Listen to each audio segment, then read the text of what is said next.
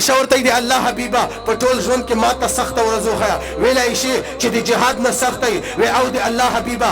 بیا رسول الله ورته وایي ای عایشې بیا چې د ما په کوم جهاد میدان کې خښونه شهیدان شوي دي چې هغې نه سخته ورځ وي او د الله حبیبه. بیا ورته وایي چې ابراهیم مې په غېږې کې نیولی و هغې نه سخته ورځ وي او د الله حبیبه. وایي چې طایف کې مې تکلیفونه برداشت کړي دي. نبي علیه صلات وسلام دنیا تکلیفونه ورته یاد کړ. عایشې خېټې پرې مې کاڼي تړلي ول ګټې مې تړلې وې چې هغې نه هم زیات تکلیفي. حسن حسین کربلا کې ټوکړې ټوکړې شول چې هغې نه هم زیات تکلیفي. عایشه ورته ای د الله حبیبه نن هغه ورځ راته بیان کا درې باندې شپېته کاله عمر ژوند کې چې سخته ورځ وي. ویل عایشې کر بیان کوه. بیا شروع وکړه. رسول الله مبارک ورته وایي ای عایشې په درې باندې شپېته کاله عمر په 63 سال عمر کې ټولو نه سخته ورځ د طایف ورځ وه.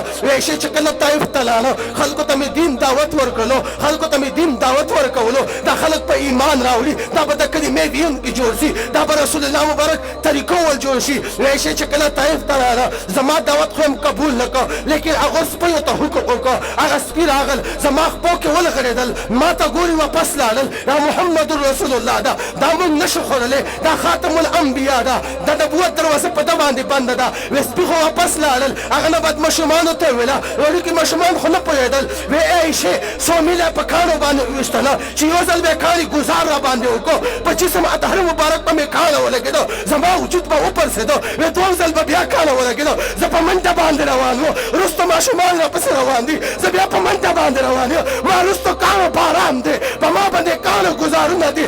حتی عایشې دومره په کاڼو باندې وویشتله جسم مبارک وینه له لهو لوهم ده سر نه وچه خپو پورې جسم مبارک ده وینه روانې دي. حتی په وړې مبارک کې وینه نه ډکې شوې.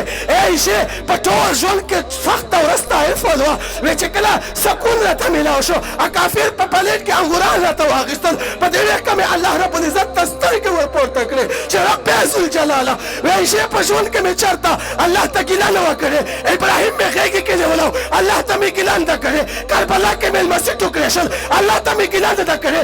صحابه کرام مې دین باندې قربان کړ الله ته مې ګیله نه ده کړې. عایشې چې طایف کې په کاڼو باندې ویشتله په دې وخت کې مې الله رب العزت ته ګیله وکړله رب ذوالجلاله دغو خلکو ته دې ستا دین دعوت ورکړو دغه خلک مې په کاڼو باندې ولي. ای خلکو رسول الله مبارک دین دپاره ډېر تکلیفونه برداشت کړل قربان د صحابهو نه شو. صحابهو داسې ژوند تېر کړ رسول الله مبارک خدمت یې وکړ په هغې صحبت کې وخت تېر کړ. ځکه الله دومره مکرم وه